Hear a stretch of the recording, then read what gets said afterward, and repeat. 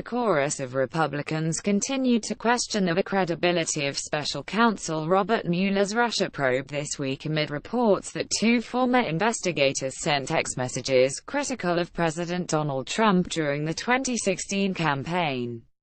In August, Mueller ousted Peter Strzok, a veteran counterintelligence agent who was among those overseeing the Hillary Clinton email investigation, and relegated him to the Human Resources Department. Following reports of the anti-Trump texts, White House Deputy Press Secretary Hogan Gidley on Friday said the records showed extreme bias among some high-up members of the FBI. Republicans, including Trump himself, echoed that concern. Here's everything you need to know about the Trump-Russia investigation from this week. Ousted FBI agents working on the Russia investigation made negative comments about both Trump and Democrats Peter Strzok and Lisa Page, who apparently were also having an affair, were both removed from the Mueller investigation after texts disparaging Trump, along with 2016 Democratic candidates Bernie Sanders and Martin O'Malley, surfaced. The Republican Party needs to pull their head out of their ass, Strzok suggested, according to USA Today. Strzok was reassigned to Human Resources in July due to these texts. In a highly unusual move, the Department of Justice invited a select group of journalists to view the text messages in question on Tuesday. The DOJ gave some reporters access to text messages sent by Strzok and Page while they were still on Mueller's team. It is believed the DOJ wanted to release the information in time for crucial testimony by Deputy Attorney General Rod Rosenstein.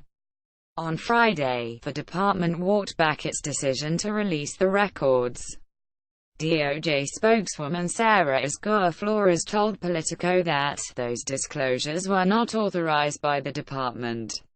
The House Judiciary Committee grilled Deputy Attorney General Rod Rosenstein on Wednesday. The hearing was a pre-scheduled hearing as part of the committee's normal oversight functions, and Republicans took the opportunity to grill Rosenstein on the behavior of Mueller's former agents and whether he believed it tainted the investigation.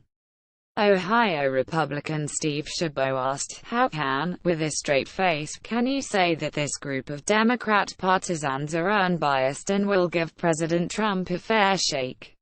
The White House claimed there is extreme bias against the FBI after Strzok and Page's texts went public. White House Deputy Press Secretary Hogan Gidley claimed that they pointed to widespread bias in the FBI.